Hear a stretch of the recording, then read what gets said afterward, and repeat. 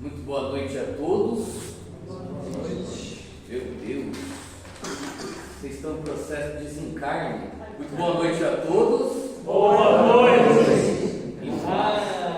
Que mais uma vez a gente consegue falar mais alto, assim, com a alma. Muito boa noite a todos. Boa noite. Agora escutei até os desencarnados, assim, né? Então, gente, é muito bom estar junto de vocês aqui de Caçapava, primeira vez aqui na Cruzada Militar, e é muito bom, né, poder falar de Jesus, da doutrina espírita, trazer um pouco que a gente sabe.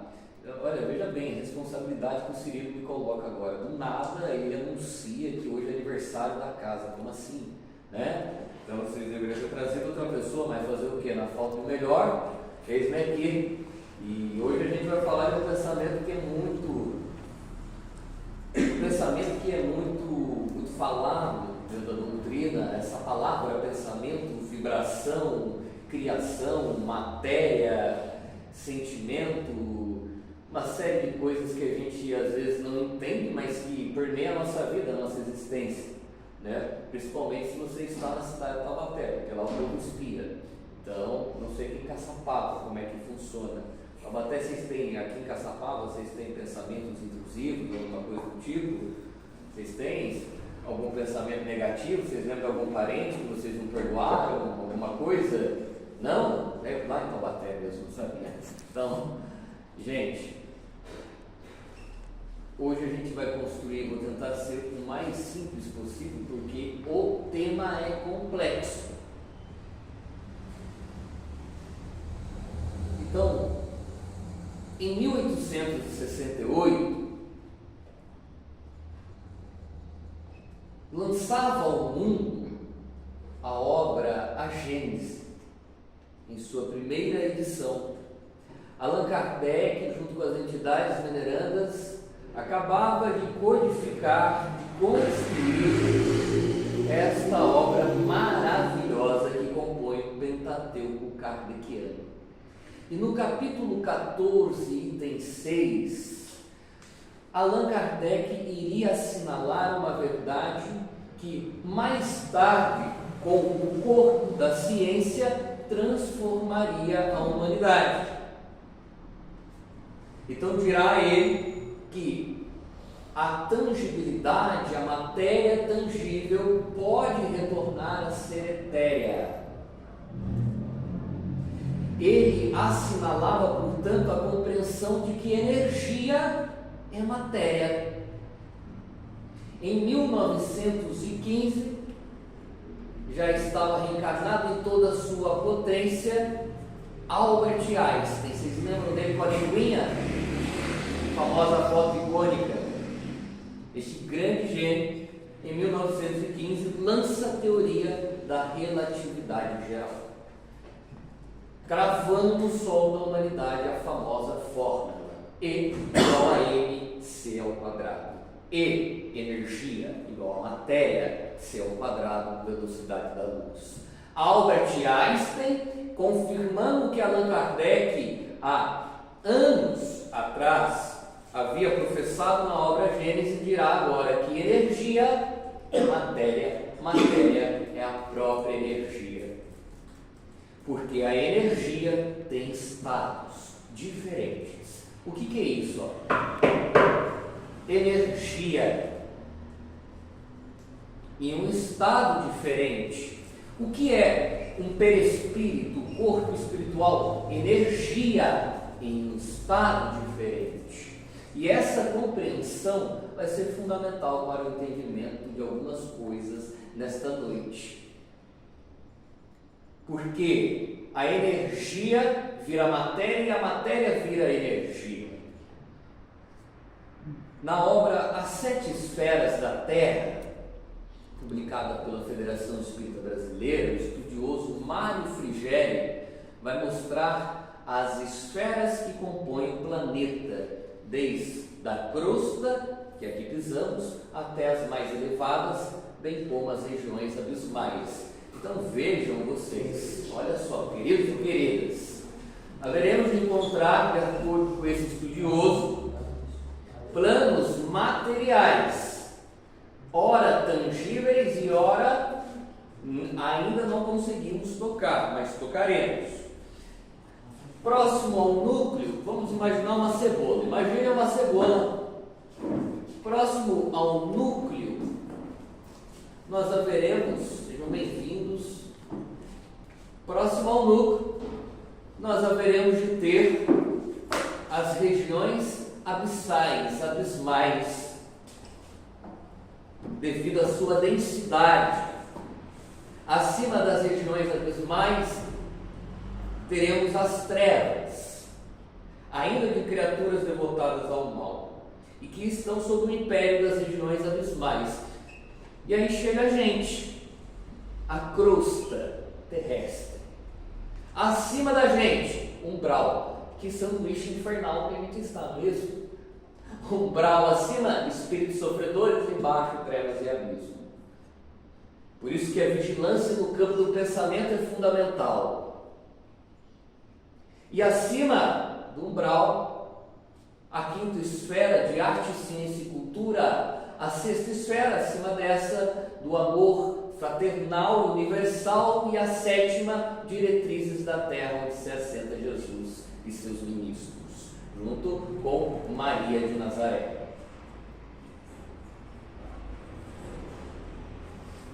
Para cima, até chegar aqui. Tudo isso que eu acabei de falar é criação mental. De quem, Jefferson? Dos habitantes. Na obra Memórias de um Suicida, quem aqui já leu? Levanta a mão. Uma obra espetacular. Já leram Memórias de um Suicida? Algumas décadas atrás.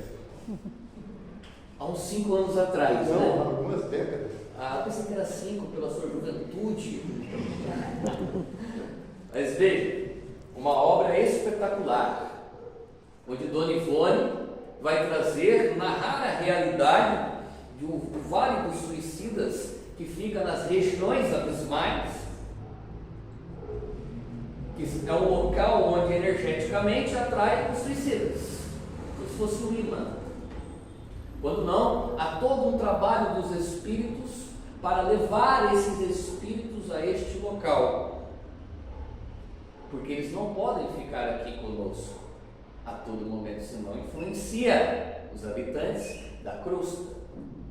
Então eles são levados para aquilo que Dona Ivone chama de antecâmara, que é o Vale dos Suicidas. Mas por que eu estou tocando nisso? Dona Ivone narra justamente nessa obra que os suicidas que lá estão nessa região espiritual padecem agora não só pelos seus atos, mas eles padecem pelas criações mentais de outros. Então aquele que se enforcou, que utilizou de uma corda, agora vê passando por ele, atropelando um trem, porque aquele que se jogou em frente a um trem está mentalmente fixado e criando, exteriorizando seu pensamento.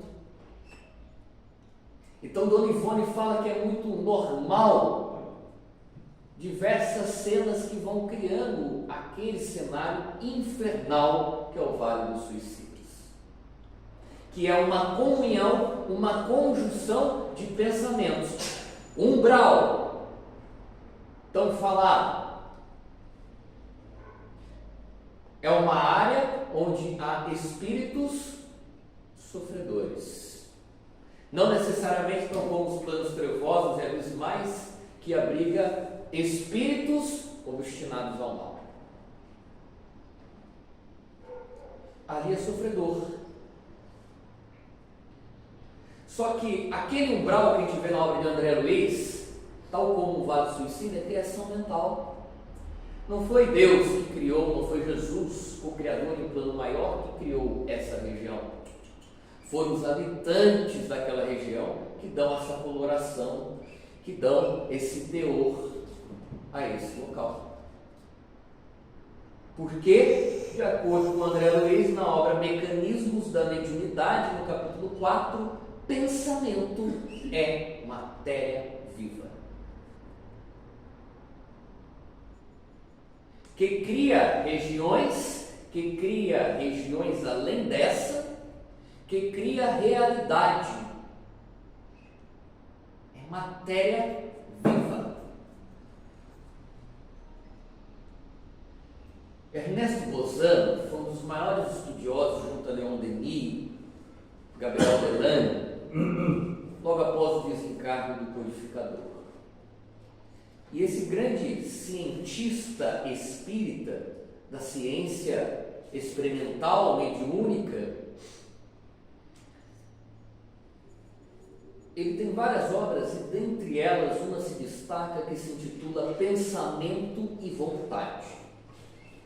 O professor Ernesto, nessa aula, ele começa, porque é uma aula, esse livro é uma aula, é um aprendizado de todos nós. Então eu sempre costumo chamar de aula. Nessa aula que ele vai dando capítulo pós capítulo, relembrando as palavras do codificador, que daqui a pouco a gente vai trazer um pouco mais, ele vai mostrando a todos nós as forças criadoras, que ele chama de ideoplástica da mente, o pensamento e a vontade. Então ele vai narrar um exemplo que eu gosto de trazer para todo mundo, que a partir desse exemplo a gente vai jogar para dentro. Até agora vocês estão percebendo que eu estou falando de fora. Ernesto Bozano, estudioso, espírito, ele recebe um católico lá na sua casa. O católico bate na porta da casa dele, a casa dele não, ele vai narrar o jovem Turvey, que era um médium que possuía uma vidência espetacular. Era um bom médium, de acordo com Ernesto Bozano. E o bom médium, de acordo com Kardec, é um bom intérprete. Então, Turvey está lá, ele é um médium espírita na sua casa e bate à sua porta um vendedor de revistas católicas. Estava querendo arrecadar dinheiro para a instituição católica. E, como todo bom espírita, a gente adora uma prosa. O espírita gosta de comer e de conversar. Não é isso? Ou seja, vocês vão falar que é só em Taubaté. Ah, ufa, tem um monte de gente agora balançando a cabeça. Ufa. E aí, gente, eles sentam ali e começam a conversar com um cafezinho.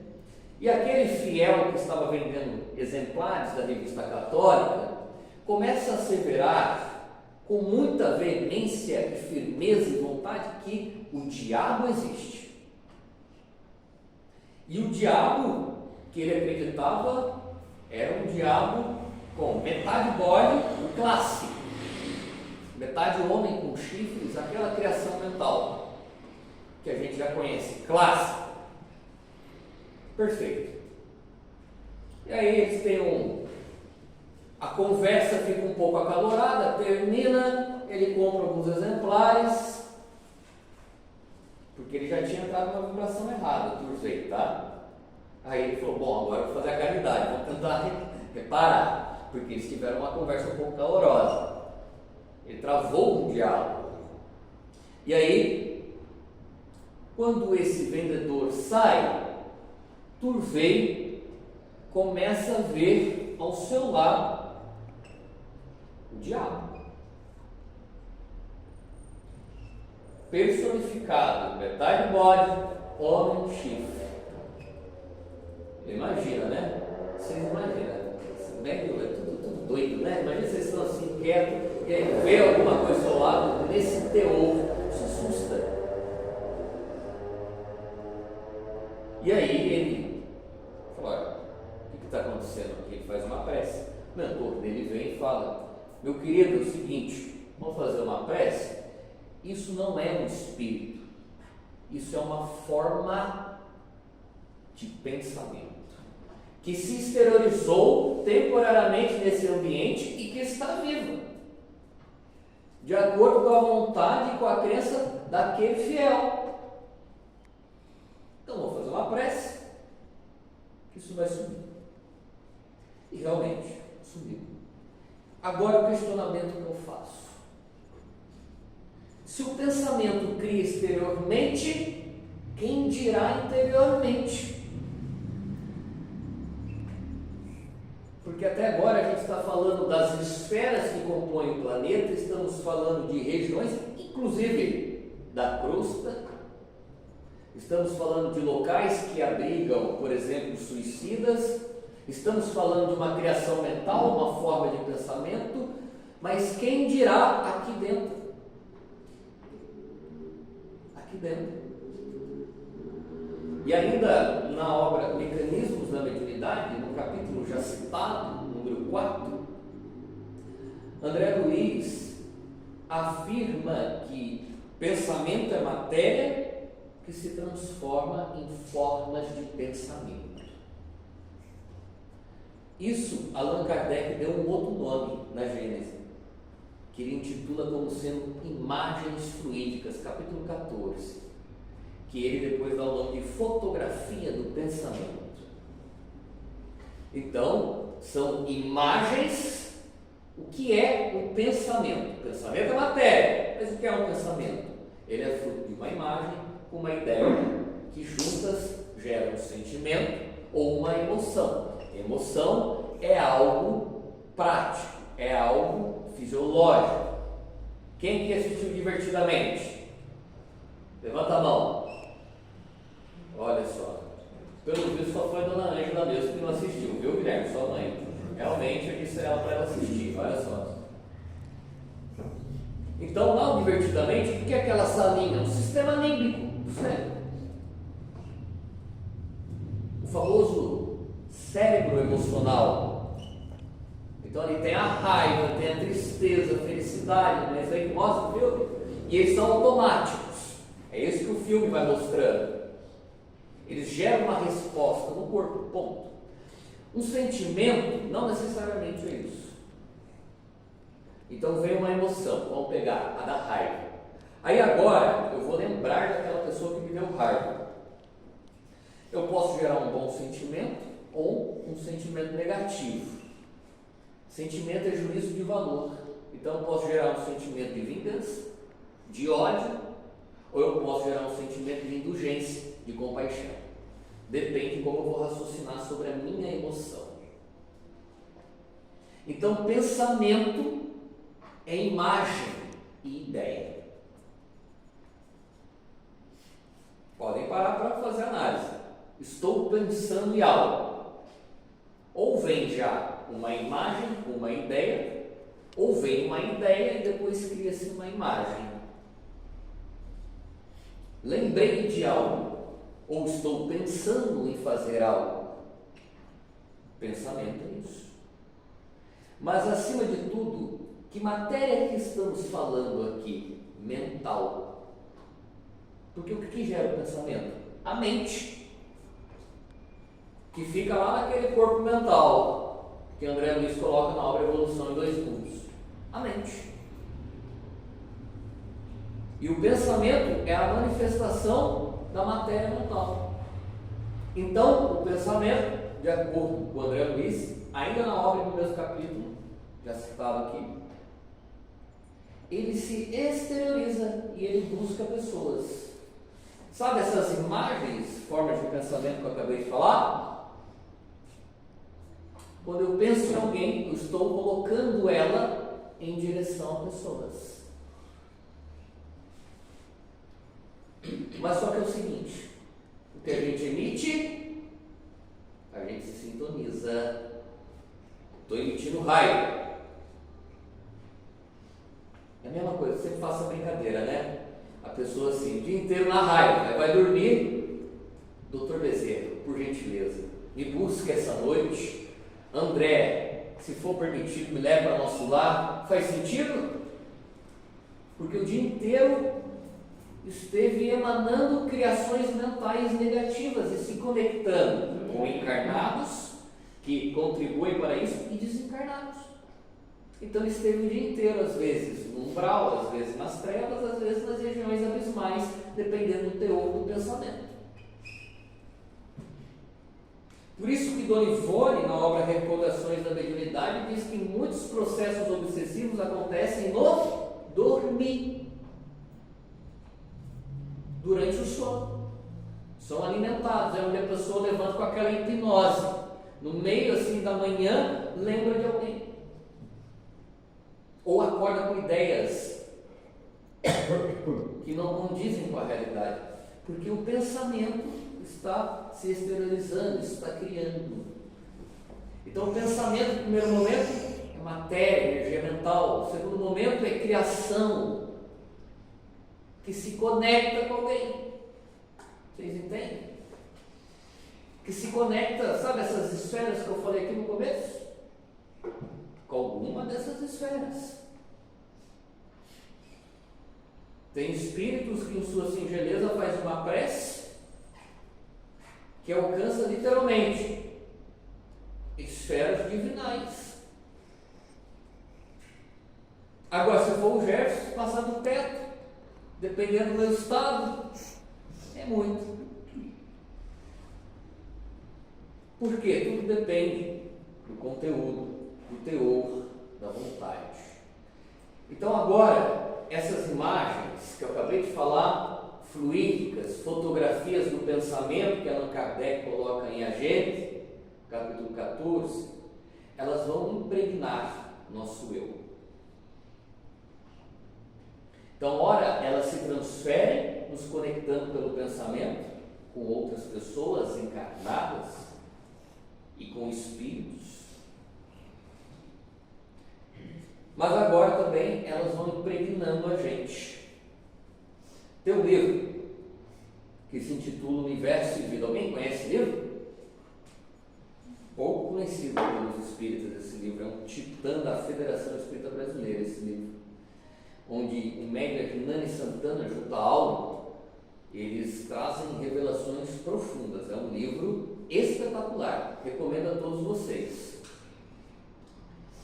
E lá no capítulo 5 dessa mesma obra, Áureo vai ensinar o seguinte, espiritual, que nosso pensamento, como aqui estou falando agora, cria imagens, que Allan Kardec vai dizer o seguinte: você pensou, você já cria essa imagem que tem corpo, que tem vida, que tem movimento e que está dentro de você. E como agora acabamos de ver, essa imagem se corporifica, está dentro de nós, tomou vida. Só que agora Áureo vai dizer o seguinte: essas imagens que são criações mentais nossas, o que acontece? Elas vão se imprimindo no nosso eu, correto?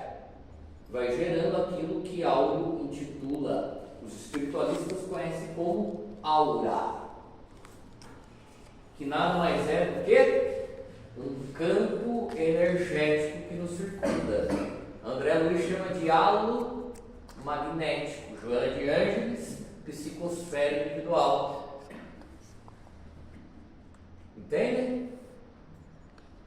Então todos nós aqui temos um campo de força que nos circunda, que vai imprimir, está impresso nele, todas essas imagens que eu estou falando aqui, todas essas criações mentais que eu estou dizendo aqui. E esse campo tem uma densidade, uma velocidade, um cheiro, uma luminosidade, um peso específico para os espíritos desencarnados. De tal forma que tem mentores aqui. Se eles quiserem conhecer o Jefferson, é só olhar a aura do Jefferson, o halo magnético, a psicosfera individual dele, porque eles vão saber o que eu penso, as minhas ideias, eles vão saber o que eu sinto. É assim, exatamente assim, que nós atraímos a nós dor ou saúde, felicidade ou tristeza.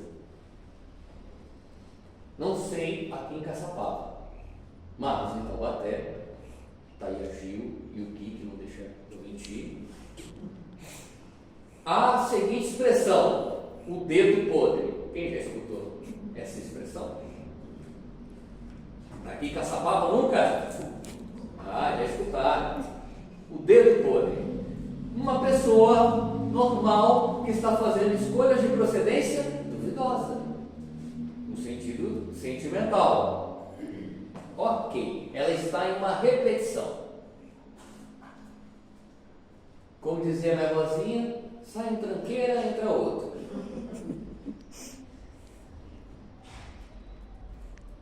Essa pessoa, eu não vou adentrar em movimento psicológico. Ela está em um movimento espiritual, porque a aura, esse campo energético, está impregnado do quê? De carência, de desejo de ter alguém, mas sobretudo de algumas ideias específicas que atraem encarnados específicos. Aí as pessoas, não é possível, mas sai um, troca o nome, troca a cara, mas é a mesma pessoa, praticamente, as mesmas atitudes. Como é que a pessoa não vê? Ela não vê. Ela está em um movimento de atração. Sai um, entra outro. Sai um, entra outro. Por quê? Pensamento é energia que se conecta e que atrai, realmente. Então, o dedo podre, espiritualmente, é alguém que está em repetição, porque ele poluiu a sua aura, o seu campo energético. Então, eu disse o dedo podre. Vou dar um outro exemplo. Tem aqui em Caçapava, alguém tem um amigo cemitério? Não? Sabe o que é isso? Toda vez que você manda uma mensagem para a pessoa, está bem? Estou indo. Não é isso aí? Estou indo. Tá. Mas está tudo certo? Daquele jeito. Mas está precisando de algo? Não tem muito o que fazer. Amigo cemitério. É uma pessoa que está constantemente vinculada ao pessimismo, ao vitimismo. Então agora eu falei de atração, não falei de atração?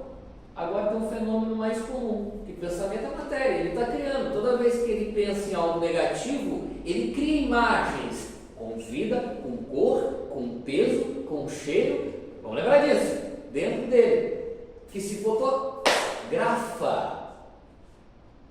no seu halo energético, que é a aura, e que cria a realidade que ele vai viver.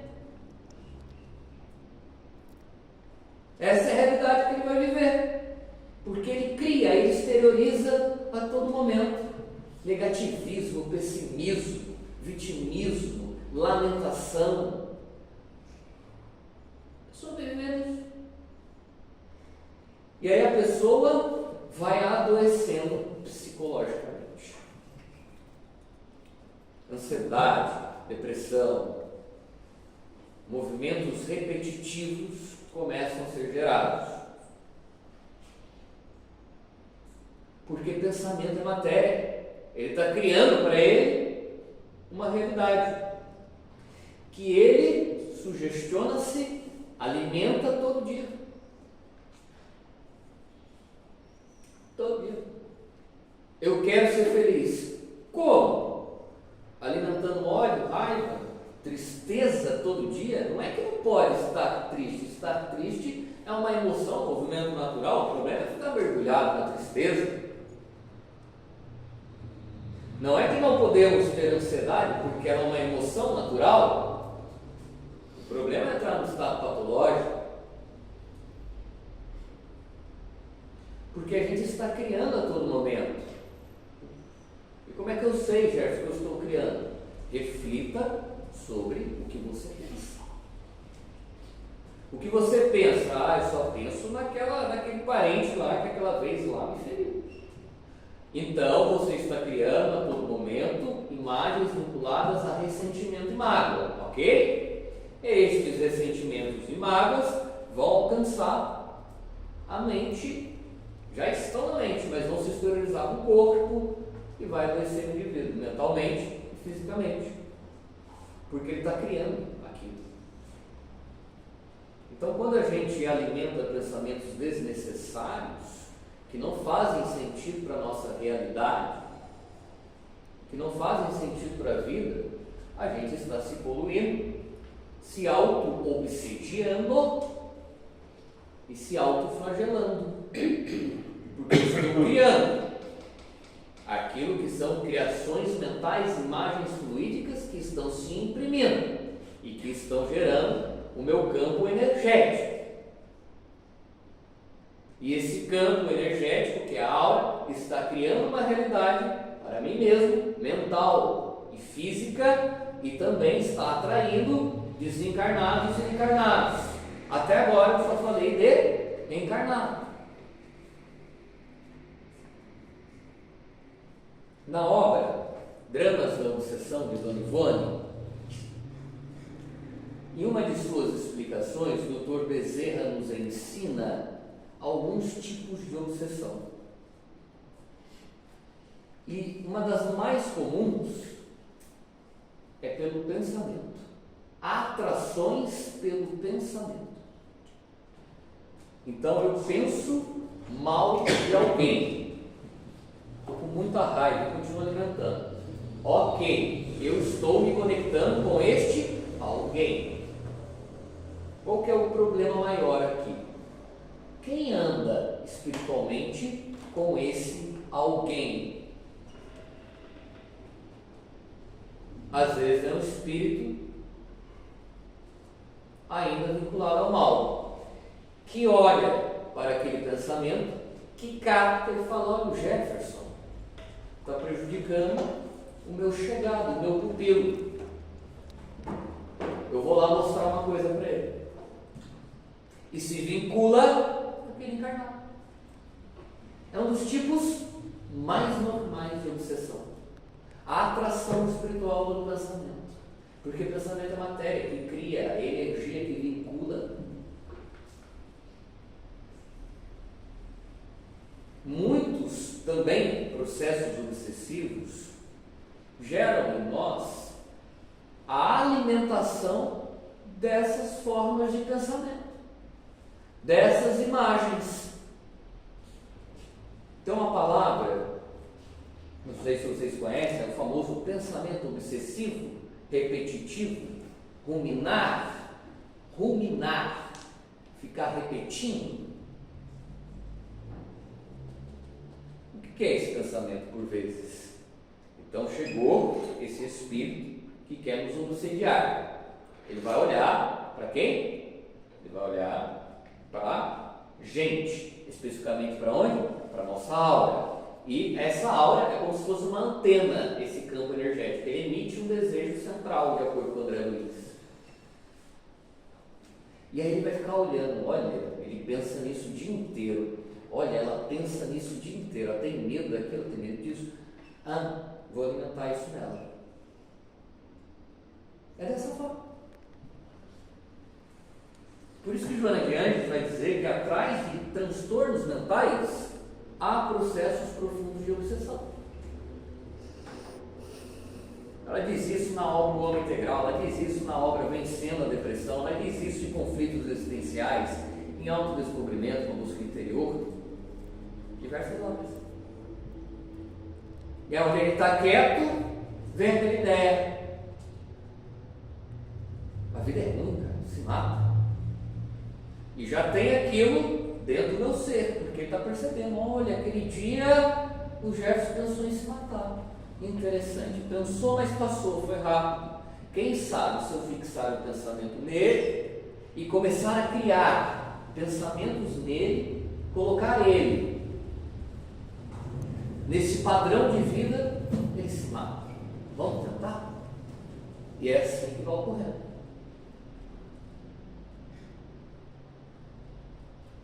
É dessa forma. Eles vão alimentando e fica aquilo pingando na cabeça. Né? Tenta sair do pensamento, vai tomar um banho, volta. Vai tomar um café, volta. Está assistindo TV, volta. Está andando na rua e às vezes não tem nada a ver com a situação, venha a ideia. Ele só está emanando pensamentos, se conectando com a matéria viva que está aqui dentro. Entendem a importância da higienização mental, que é o ponto final que eu quero levar hoje. O que é higienização mental? Falas, leituras, ideias construtivas. Às vezes a gente se habitua a falar só do que não presta. E notem, o que não presta não é necessariamente porque coisas difíceis têm que ser faladas. Mas às vezes a gente se acostuma com maledicência. Às vezes a gente se acostuma em pensar alguma coisa. Às vezes a gente se acostuma em ligar a TV 6 horas da tarde e ver só desgraça. Às vezes a gente se acostuma em ler só obras inferiores que constroem pensamentos. A gente vai se acostumando. E tudo isso é matéria que a gente vai trazendo para dentro, vai criando, trazendo para dentro. Então, nossa, ler o livro dos Espíritos é chato. Mas ler um best-seller sensual é legal.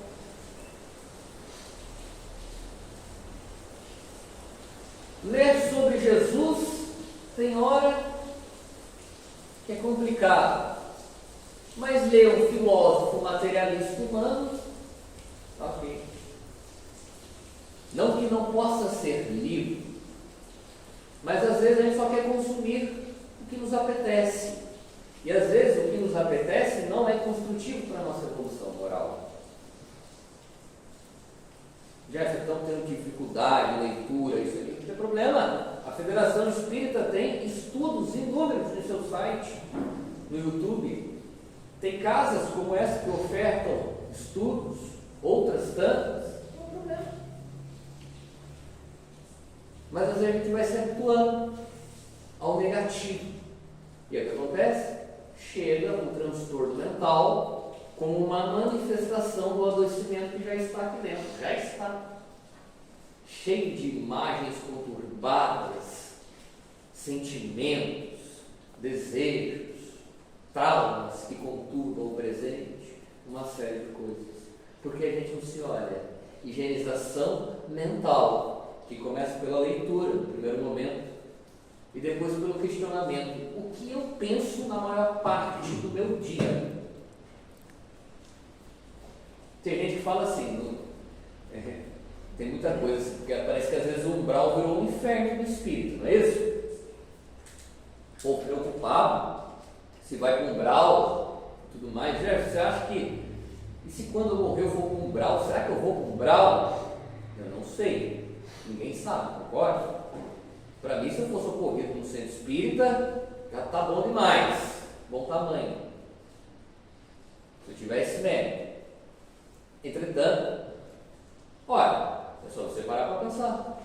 Aonde você está na maior parte do seu dia? E aonde você está é onde o seu pensamento está. E pensamento é matéria mental. Matéria mental é o próprio espírito. Então, onde está o meu pensamento, está o meu espírito. Então tem gente que entra no centro espírita para assistir uma palestra, no que fica pensando? Rapaz, está chovendo. Será que eu tirei a roupa do varal? Será que eu fechei a janela de casa? Está aqui? Está deslocado, porque o pensamento tem esse poder de se deslocar no tempo e no espaço. Ele foi para um outro tempo, outro espaço. Aonde? A casa, o varal, a janela. Isso é só um dos exemplos que eu estou dando aqui. A gente vive desconectado do presente. O meu maior esforço dentro do meu consultório é dizer aos pacientes, ensiná-los a aproveitar o presente. Tem alguém conversando? Escute o que essa pessoa está falando. Se conecte com a pessoa. Tem uma criança aqui sorrindo, perceba a beleza disso. Como o Cirilo falou aqui na prece, está chovendo. Perceba a beleza da chuva que limpa a atmosfera. Mas é preciso ter esses olhos que Jesus professa como olhos de ver. E às vezes a gente não vê o que que tem que ser visto só vê o que deve ser visto. Mas os olhos criam pensamentos que criam sentimentos. Então a maior higienização que eu sempre coloco por onde passo e que tento praticar é a dos olhos. Jesus disse: os olhos são a candeia do corpo. Se os teus olhos forem bons, teu corpo será luz. Se eles forem maus, teu corpo será trevas. Jesus está falando de saúde e doença, ele está falando de vibração. E ele vincula o olho a esse processo, porque eu olho e já começo a pensar. Por vezes, eu olho e começo a julgar. E o que é isso? É o olho criando pensamento. É o olho humano, não o olho espiritual, evangelizado, daquele que se esforça para viver o Evangelho. O que é olhos de ver? É enxergar o mundo por Jesus. Esse é o desafio. Vai falar que não é um desafio. Aquele parente que você quer estrangular, você tem que enxergar ele pela lupa de Jesus. Não é mesmo? Às vezes é aquele amigo que está no centro espírita também. Fiquem tranquilos, Gil e Gui, não são vocês, tá? Eles frequentam o mesmo centro que a gente lá, não são vocês. Às vezes é alguém no trabalho. E ele é o convite que me atrai, que me eleva a Jesus.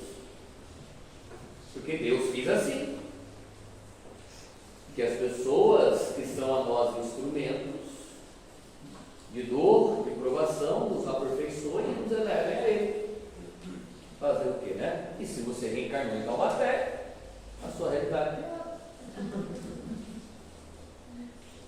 Higienização mental começa pelo boas leituras, sobretudo depois autoconhecimento, o que penso, e agora atentando a como enxergo o mundo, a vida, porque isso cria pensamento, isso cria ideia, isso cria reflexão. Dá um exemplo muito simples. Entrou alguém aqui no centro espírita, um trabalhador, tudo conhecido aqui de vocês, e ele não cumprimentou ninguém. Alguém olha e diz: Ih, hoje ele está virado. Não é isso? Hoje a pessoa está só por Deus. Você criou aquele pensamento com aquela ideia que começa a gerar uma antipatia agora com aquela pessoa. Está criando um problema. Agora, a gente poderia ter olhado assim: não cumprimentou ninguém. Será que ele está bem? O que será que aconteceu com ele? Com ela? Olha a diferença, empatia. Então esse é o desafio nosso. É entender que aquilo que pensamos está criando a nossa realidade. Está criando outras realidades. E eu quero atentar para o último instrumento dessa reflexão. Então, falei de forma de higienizar. Quero falar, por fim, de uma coisa que a gente se acostuma a sentir e a alimentar. Isso é um alerta que faço a todos nós, que me incluo nesse pacote. A gente se acostuma a alimentar culpa. A gente se culpa, a gente culpa uma série de coisas. E se tem uma coisa quando a gente lê Joana de Ângeles, que é um negócio espetacular, é como a culpa adoece o ser humano. Gente do céu! Se não resolvo a culpa, eu desencarno com ela, eu retorno com ela. Sabe a obra Universo e Vida que eu falei aqui? Nessa mesma obra, no capítulo 5, Auro diz assim, o seguinte: a camada mais profunda do eu se chama inconsciente profundo. Ali, Aldo, Joana de Anjos, dizem que é arquivado o quê? Vidas passadas. Então tudo que a gente vive está ali, guardadinho, como se fosse um livro. Só que só pode se imprimir e ser guardado nesse livro aquilo que a gente resolve. O que a gente não resolve, continua vivo e vai ser transferido para a consciência. A consciência é aqui, ó, vocês olhando e eu conversando com vocês. Então, de acordo com Aldo, há espíritos que já reencarnam com culpa.